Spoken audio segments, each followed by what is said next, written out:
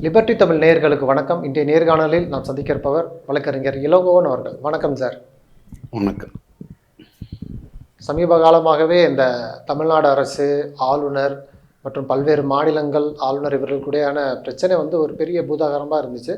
அந்த ஆளுநர் விவகாரத்தில் உச்சநீதிமன்றம் ஒரு தீர்ப்பு கொடுத்தாங்க. அந்த தீர்ப்பு இன்றைக்கு ஒரு பெரிய விவாதத்தை நாட்டில் கிளப்பியிருக்கு. துணை குடியரசுத் தலைவர் பல்வேறு கருத்துக்களை சொன்னார். உச்சநீதிமன்றம் ஒரு சூப்பர் நீதிமன்றமாக செயல்படுதுன்னு சொல்லி பல்வேறு கருத்துக்களை சொல்கிறாரு. அதனைத் தொடர்ந்து பாஜக எம்பிக்கள், குறிப்பாக அந்த நிஷிகாந்த் தூபே அவர் ஒரு சில தலைமை நீதிபதிகளால் தான் பேரை சொல்லியே சொல்கிறாரு, நாட்டில் உள்நாட்டு போர் ஏற்படக்கூடிய அளவுக்கு அவர்களுடைய செயல்பாடு இருக்குன்னு பல்வேறு விமர்சனங்களை உச்சநீதிமன்ற தலைமை நீதிபதி மீது வச்சுருந்தாங்க. அவர்கள் மீது சுமோட்டோ வழக்கு பண்ணணும் அப்படின்லாம் சொல்லி எதிர்க்கட்சிகள் குரல் கொடுத்தாங்க. இன்றைக்கு உச்சநீதிமன்றம் தலைமை அட்டர்னி ஜெனரல், சொலிசிட்டர் ஜெனரல் இவர்கள்ட்ட கருத்து கேட்டு அந்த நீதிமன்ற அவமதிப்பு வழக்கை தாக்கல் செய்யுங்க அப்படின்னு சொல்லியிருக்கிறாங்க. இந்த விவகாரத்தை நீங்கள் எப்படி சார் பார்க்குறீங்க? நிஷிகாந்த் தூபே என்கிற பாரதிய ஜனதா கட்சியின் எம்பி பேசியது ஒரு சாதாரண வார்த்தை இல்லை. அது ஆர்எஸ்எஸ் பாஜகவின் கருத்து தான். இதில் என்ன கொடுமைன்னு பார்த்தீங்கன்னா, அவர் ஒரு எம்பி. இந்த சுப்ரீம் கோர்ட் தீர்ப்பு யாருக்கு மரியாதை கொடுத்திருக்கு அப்படின்னு கேட்டிங்கன்னா, லெஜிஸ்லேச்சருக்கு மரியாதை கொடுத்திருக்கு. சட்டமன்றத்திற்கும் பாராளுமன்றத்திற்கும் மரியாதை கொடுத்திருக்கு. அந்த உறுப்பினர்கள் மக்களால் தெரிவு செய்யப்பட்டவர்கள், மக்களின் கருத்தை பிரதிபலிப்பவர்கள்.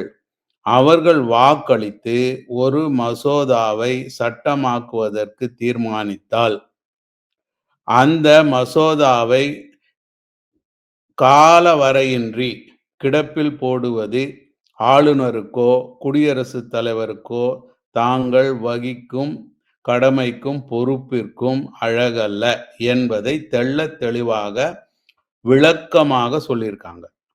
அப்போ யார் மகிழ்ச்சி அடையணும்? சட்டமன்ற உறுப்பினர்கள், பாராளுமன்ற உறுப்பினர்கள் மகிழ்ச்சி அடைய வேண்டிய தீர்ப்பு. துரதிர்ஷ்டவசமாக யாருக்காக பேசுறாங்க? ஆளுநருக்கும் குடியரசுத் தலைவருக்குமாக பேசுறாங்க. அந்த ஆளுநரும் குடியரசுத் தலைவரும் figure head of the executive, நிர்வாகத்தினுடைய தலைவர்கள். சரிங்களா? இப்போ மக்களவை சபாநாயகர் யாரு? குடியரசு துணைத் தலைவர். மக்களவை சபாநாயகர் என்கிற பொறுப்பில் உள்ள தன் கடமையையும் பொறுப்பையும் அவர் மறந்துவிட்டு அவர் யாருக்காக பேட் பண்றாருன்னா குடியரசுத் தலைவருக்காக பேட் பண்றார், தன்னுடைய பவருக்காக அல்ல. நல்லா கவனிங்க. குடியரசுத் தலைவர் இதை சொல்லி இருந்தால் எப்படி இருக்கும்?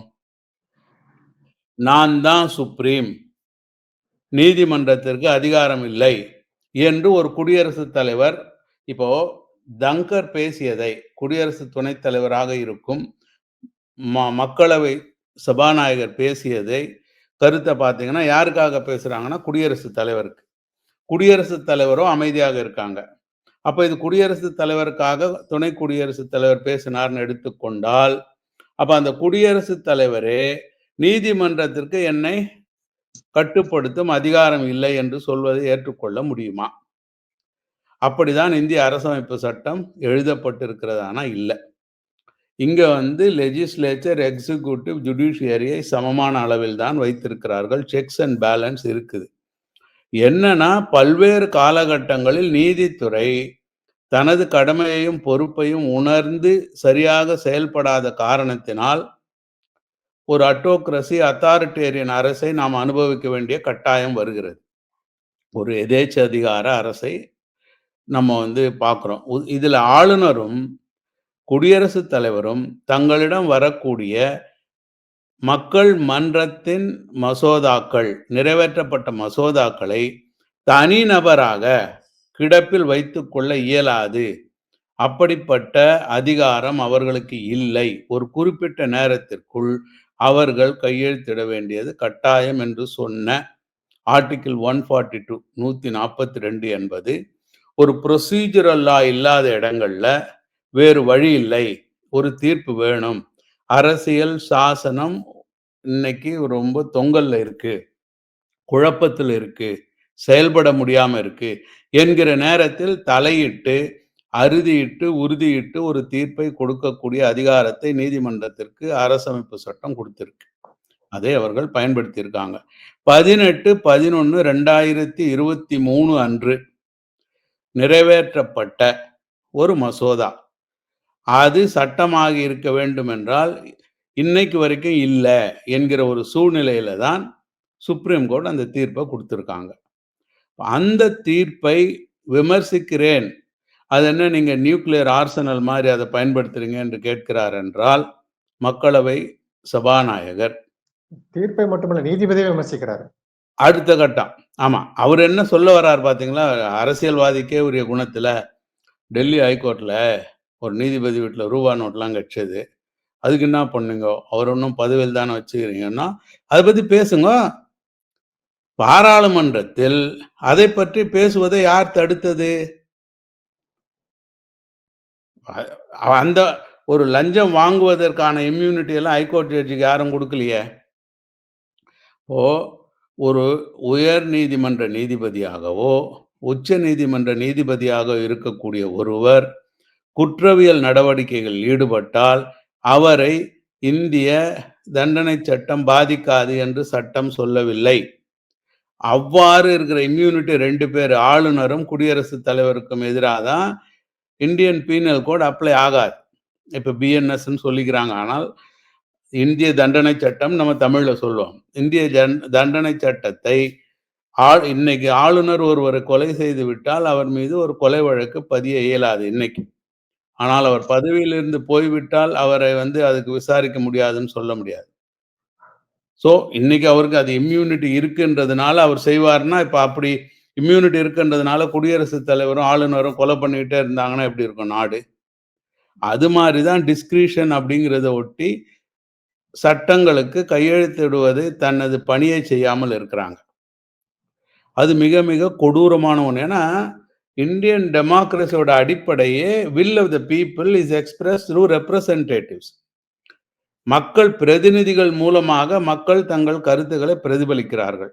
அது அடிமட்டத்திலிருந்து வருது, பஞ்சாயத்து ராஜ் தொடக்கத்திலிருந்து வருது. ஆனா பஞ்சாயத்து ராஜ்ல சட்டம் எழுத முடியாது, உள்ளாட்சியில சட்டம் எழுத முடியாது. ஆனால் சட்டமன்றத்திலும் பாராளுமன்றத்திலும் சட்டம் எழுதலாம். அது சட்டம் இயற்றும் அவை. அப்போ இத்தனை கோடி மக்களுடைய கருத்து பிரதிபலிக்கக்கூடிய சட்டத்தை ஒரு நபர், நான் கையெழுத்து போட மாட்டேன், கையெழுத்து இத்தனை தேதிக்குள்ள போடணும்னு ஒண்ணு எனக்கு அரசியல் சாசனம் சொல்லல, நான் விரும்பினா போடலாம், நான் போடாமலும் இருக்கலாம் என்று அமர்ந்து கொண்டிருந்தால் அது அந்த அரசமைப்பு சட்டத்தை மீறிய செயல் தானே. அப்போ அந்த அரசமைப்பு சட்டத்தின் கடமையையும் பொறுப்பையும் அவர்கள் செய்யவில்லை என்றுதானே அர்த்தம், செய்யவில்லை என்றுதானே பொருள். இதுல என்னன்னா, நான் அடிக்கடி சொல்ற மாதிரி ஆளுநர் பதவியை பற்றிய விவாதம் மேல வேணும். உதாரணமாக இன்னைக்கு குடியரசுத் தலைவர் மீது ஒரு நம்பிக்கை இல்லாத நிலைமை பாராளுமன்றத்துக்கு ஏற்படுமானால் பதவி நீக்கத்திற்கான ஒரு ப்ரொசீஜர் இருக்கு. ஆனா ஆளுநருக்கு அப்படி இல்லை. இது மிக மிக கொடூரமான ஒரு பதவி, ஆளுநர் பதவின்னு பார்த்தீங்கன்னா. இப்போ அப்படி ஒரு இம்பீச்மெண்ட் ப்ரொசீஜர் ஆளுநருக்கும் இருக்கும் என்கிற நிலைமை இருந்ததுன்னு வைங்க, கட்டாயமாக அவர் என்னைக்கோ தமிழ்நாடு சட்டமன்றத்தில் தீர்மானம் நிறைவேற்றி அவர் மீது நம்பிக்கை இல்லைன்னு சொல்லியிருப்பாங்க. ஆனால் அப்படிப்பட்ட ஒரு நிலைமை இல்லாத அதிகாரத்தை ராஜா விட்டு கண்ணுக்குட்டி மாதிரி, உங்களுக்கு புராண கதையில தூங்க வைக்கிறதுக்கு சொல்லுவாங்க இல்லையா, ஒரு ராஜா அஸ்வமேத யாகம் நடத்துவார், ஒரு குதிரையை கட்டி விட்டுருவார் என்று. அந்த குதிரை ராஜா விட்டு யாரும் தொட முடியாது, தொட்டா ராஜாவே தொட்ட மாதிரி அர்த்தம். அது மாதிரி ஆளுநர் அனுபவித்து கொண்டிருக்கிறார். சட்டத்தை அவர் எங்க மீறி இருக்கிறார்? இன்னைக்கு ஆளுநர் மாளிகை சொல்றாங்க சட்டத்திற்கு உட்பட்ட ஆளுநருக்கு அதிகாரம் இருக்கு. இப்போ துணைவேந்தர்கள் மாநாடு ஊட்டியில நடத்துறாங்க, துணை குடியரசுத் தலைவர் வராரு. இதெல்லாம் ஒரு துணை குடியரசுத் தலைவர் வரும்போது அது எப்படி சட்டத்தை மீறிய செயலாகும்? அவங்களுக்கு அதிகாரம் இருக்கு. இன்னும் குடியரசுத் தலைவர், அதுதான் நம்ம விளக்கியது என்னன்னா, துணை குடியரசுத் தலைவர் என்பவர் மக்களவையின் சபாநாயகரும். நல்லா கவனிச்சுக்கோங்க, மக்களவையின் சபாநாயகராக அவர் பணி செய்யவில்லை. இப்ப அவர் துணை குடியரசுத் தலைவரா இருக்கார். துணை குடியரசுத் தலைவருக்கான அதிகாரம் பற்றி இந்த தீர்ப்பு சொல்லல. தீர்ப்பு சொன்னது பாராளுமன்றத்தில் இயற்றப்பட்ட சட்டமன்றத்தில் இயற்றப்பட்ட மசோதாக்களுக்கு எவ்வாறு கையெழுத்திட வேண்டும், எத்தனை நாட்களுக்குள் கையெழுத்திட வேண்டும் என்பதுதான் தீர்ப்பு. இப்ப யார் மகிழ்ச்சி அடையணும்? சட்டம் இயற்றும் அவையின் தலைவருக்கு அது மகிழ்ச்சியா இருக்கணும்ல. அவர் தானே சபாநாயகர். அவர் ஒரு கட்சி தலைவர் மாதிரி ஏன் நடந்து கொள்ளுகிறார்? இதுதான் கேள்வி. இத வெளிப்படையாவே சுப்ரீம் கோர்ட் தீர்ப்புல சொல்லியிருக்காங்க. அரசியல் காரணங்களுக்காக பாரபட்சமாக கெடு நோக்கத்துடன் அரசியல் உள்நோக்கத்துடன் கையெழுத்திடாமல் இருப்பது அரசமைப்பு சட்டத்தை மீறுவதற்கு ஒப்பாகும், அரசமைப்பு சட்டத்திற்கு எதிரான செயலாகும் என்பதை தெள்ளத் தெளிவாக சொல்லியிருக்காங்க.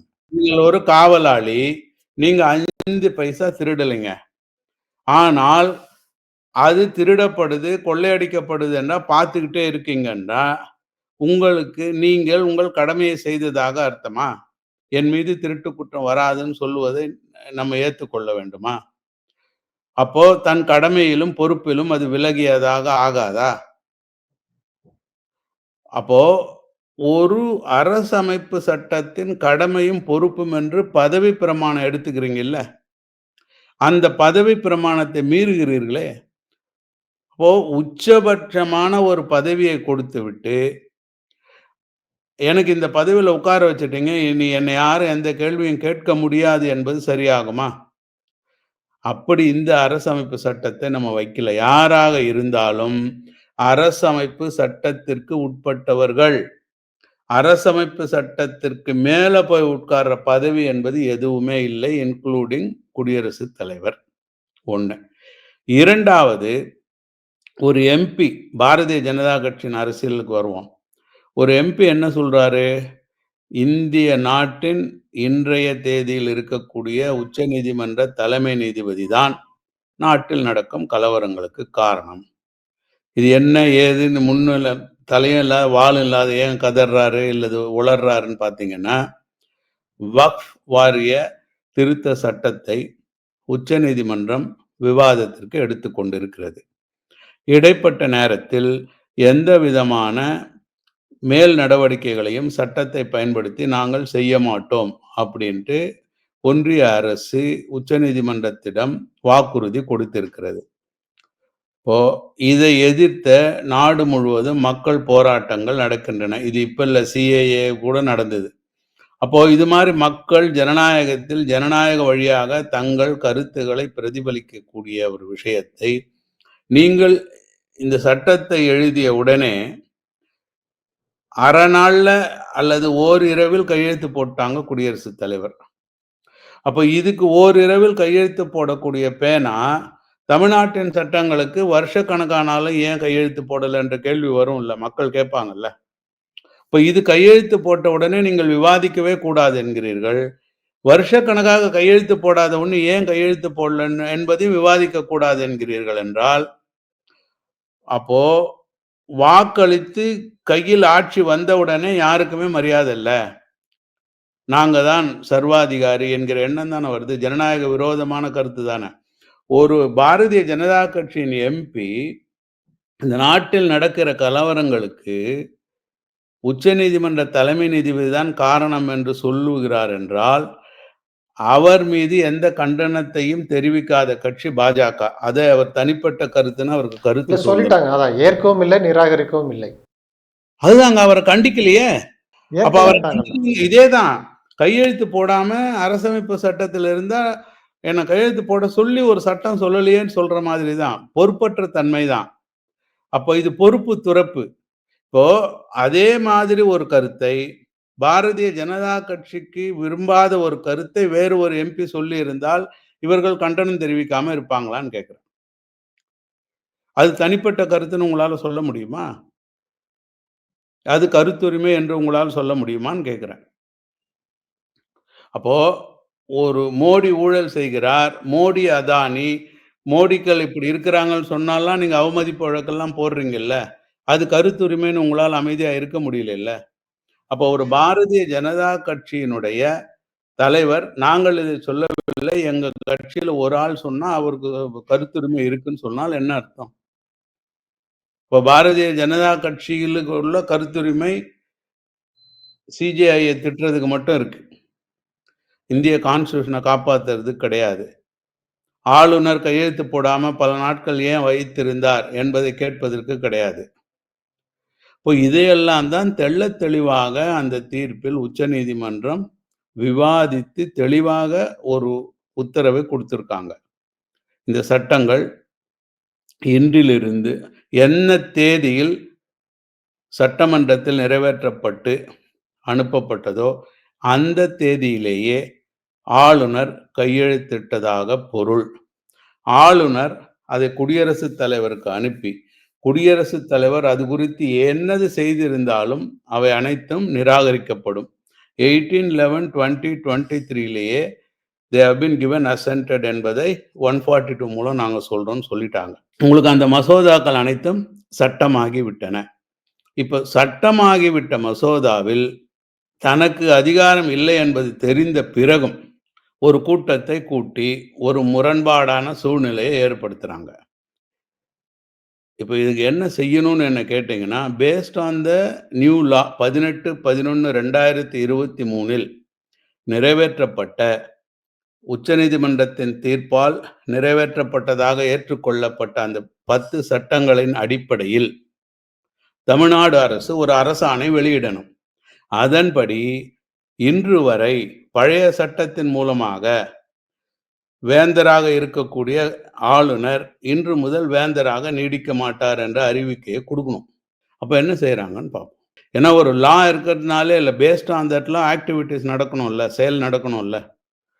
இப்போ ஏற்கனவே இருந்த சட்டத்துல இவர் வேந்தர், என்ன நீக்கலையேன்னு சொல்றாரு அவர், அவ்வளவுதான். அதனாலதான் அப்ப இந்த சட்டத்தின்படி சட்டம் இருக்கு. அது அதனாலேயே இப்போ ஆனா உச்சநீதிமன்றம் இப்போ அது சட்டம் சொன்ன உடனே அது சட்டம் ஆயிருச்சு, நாங்க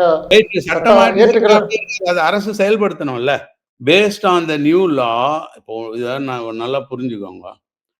ஐபிசி இந்தியன் எவிடன்ஸ் ஆக்ட்னு ஆங்கிலத்தில் பெயர் இருந்த குற்றவியல் சட்டங்களுக்கு ஹிந்தியில பெயர் வச்சு சட்டங்கள் வந்தது. அந்த சட்டங்கள் ஜூலை 1 தேதியிலிருந்து நிறைவேற்றப்படும். அந்த சட்டத்தில் பிஎன்எஸ்எஸ் அப்படின்ற கிரிமினல் ப்ரொசீஜர் கோடுக்கு பதிலாக இந்தியில பெயர் வைக்கப்பட்ட பிஎன்எஸ்எஸ்ல பிரிவு 20 டைரக்டரேட் ஆஃப் ப்ராசிக்யூஷனை அரசாங்கம் நியமிக்கலாம் புதுசா அப்படின்னு சொன்ன உடனேயே தமிழ்நாடு அரசு அதற்கென ரூல்ஸ் கூட ஃபார்ம் பண்ணாம ஒரு அரசாணை வெளியிட்டு ஒருவரை டிஓபியா நியமிக்கிறாங்க, கட்சிக்காரர். அப்போ இந்த 10 மசோதாக்கள் சட்டமாக விட்டது என்று உச்சநீதிமன்றம் தீர்ப்பளித்தவுடன் அதில் பொருந்தா தன்மைகள் என்னென்ன இருக்கிறது என்பதை நீக்கி அரசு ஒரு உத்தரவு வெளியிட வேண்டும் இல்லையா? இந்த சட்டத்தின்படி இனி முதல்வர் தான் வேந்தர் என்பது உறுதியானால் இது நாள் வரை வேந்தர் என்கிற பதவியில் உள்ள ஆளுநர் இன்று முதல் பதவியிலிருந்து நீக்கப்படுகிறார் என்பதை தெரிவிக்கணும், அறிவிக்கணும். இன்னும் கேட்டீங்கன்னா என்ன கேட்டீங்கன்னா, இன்டர்பிரிட்டேஷன் வைஸ் 18/11/2023லேயே இந்த சட்டம் வந்துவிட்டபடியால் ஆளுநருடைய செயல்பாடுகள் வேந்தர்களாக எது இருந்திருந்தாலும் அது தவறு என்று அறிவிக்கணும்.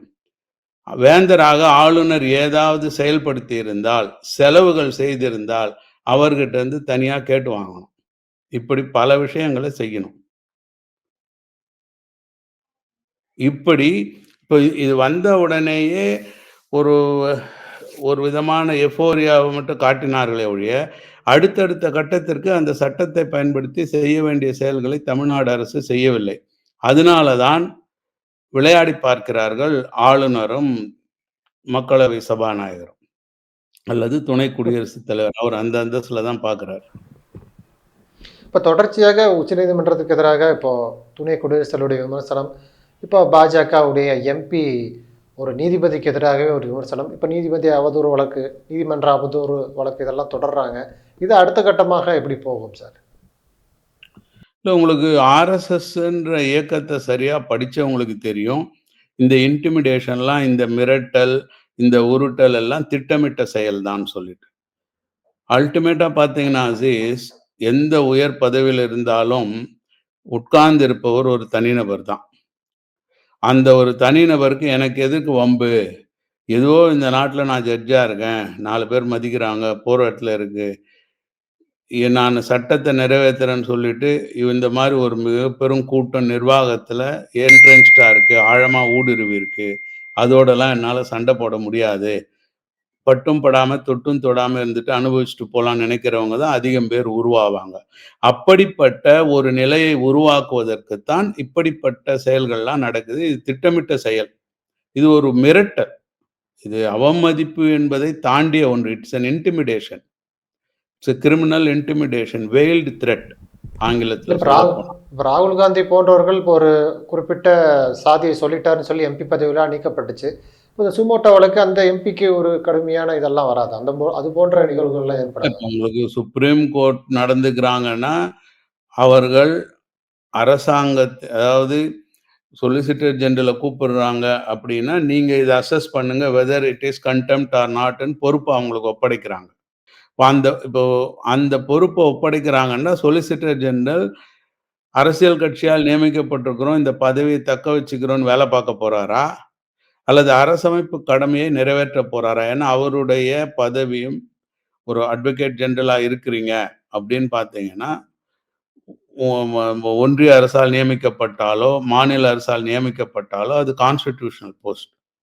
அப்போ அந்த பதவியை நீங்க எப்படி காப்பாற்றிக் கொள்ளப் போகிறீர்கள்? கடமையும், பொறுப்பையும் செயல்படுத்தப் போகிறீர்கள் என்று இருக்கிறது. இதெல்லாம் நம்ம பார்க்க ஏன்னா ஜனநாயகத்துல யாரோ சிலர் மட்டும் பணி செய்திருவாங்க. நம்ம அந்த பலன்களை அனுபவிக்கலாம் இல்ல.